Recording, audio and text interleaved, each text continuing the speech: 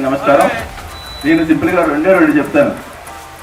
నా చిన్నప్పటి నుంచి కూడా కనకాలపేట అంటే మల్లాడి కృష్ణారావు గారికి వ్యతిరేకం. ఎందుకు అని అడిగితే మా పెద్దలు మనం కాపులు, సరే మనం కాపులమే, మనం నగ్గి పార్టీలో ఉండాలి కానీ ఊరు డెవలప్ అవ్వాలన్నా, ఇక్కడ కుర్రలు డెవలప్ అవ్వాలన్నా, ఎంప్లాయ్మెంట్ రావాలన్నా, ఒక లోన్స్ రావాలన్నా, ఏమి రావాలన్నా ఇక్కడ అధికారంలో ఎవరుంటే వాళ్ళకి మనం చేయాలి, వాళ్ళు మనకు ఉపయోగపడతారు. అంతేగాని అధికారం లేని పార్టీలో ఉంటే మనం ఎలా బాగుపడతాం? మన ఊరు ఎప్పుడు బాగుపడుతుంది? ఎప్పుడు జాబ్ చేస్తారు? అందరికీ కూడా జాబ్ చేసుకోవాలి, మంచి ఫ్యామిలీలో సెటిల్ అవ్వాలని కోరికలు ఉంటాయి. కానీ మనం ఎప్పుడు కూడా కులం అని చెప్పి ఓడిపోయి ఓడిచోటను నక్కలే పార్టీ ఎవరో తిరిగితే మనకి ఏమిటి ఉపకారం? ఇది అడిగేది ఏంటంటే, గొల్లపిల్లి అశోక్ని మనం ఒక 25 సంవత్సరాలుగా రాజకీయ వెనకబడి ఉన్నాం, కాదనట్లేదు. ఇప్పుడు మనకు అధికారం వచ్చింది, అశోక్ గారు నగ్గారు, మన ఊరికి ఏం చేశారు మీరు ఆలోచించుకోండి. ఆయన ఒక పేకాటలో పెట్టుకున్నాడు. కనకాలపేట కుర్రవాడికి ఎవరైనా దాంట్లో ఎంప్లాయ్మెంట్ ఇచ్చారా?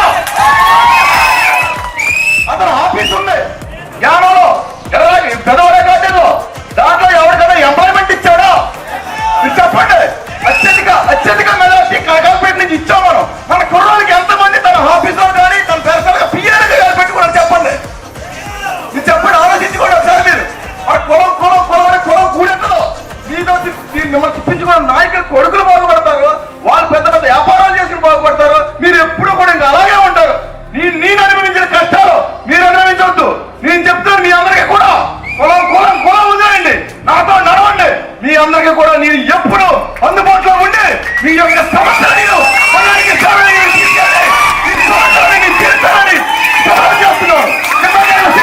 మాటిచ్చారంటే ఎక్కడికైనా వెళ్తారు, ఏదైనా చేస్తారు. ఈ కనకాలపేట యువత కోసం మీరందరూ నాతో నడవండి, కులం పట్టండి. మన ఊరు అభివృద్ధి జరుగుతుంది. మన నాయకులు అన్ని మాటలు నమ్మద్దు, వాళ్ళందరూ దొంగ మాటలు. ఇక్కడ కవల గణపతి గారు ఉన్నారు, ఆయన ఏం చేశాడు? మల్లాడి కృష్ణారావు గారు కూడా తిరిగి కుప్పరంగా ఆయన రోడ్లు ఎంచుకున్నాడు. ఆయనకి ఏంటి లోటు? ఆయనకి ఓట్లే చెప్పండి. అబ్బాయిలు ఇద్దరు అమెరికాలో జాబు, అల్లుడు కూతురు అమెరికాలో జాబు. మిమ్మల్ని ఏమప్పుడు పొలం అంటాడు. ఒక ఎకరం రాసి పట్టాలమ్మా మీకు, ఒక ఎకరం ఒక ఎకరం భూమి కనకాలపేటలో పట్టాలమ్మని నేను వచ్చి అసలు చేస్తాను. బాధ్యం నీ వచ్చి అసలు చేస్తాను. మోసం చేయడం కాదు, పొలపించండి కానీ పొలవాళ్ళని కానీ ఊరిని కానీ పాడు చేయకండి.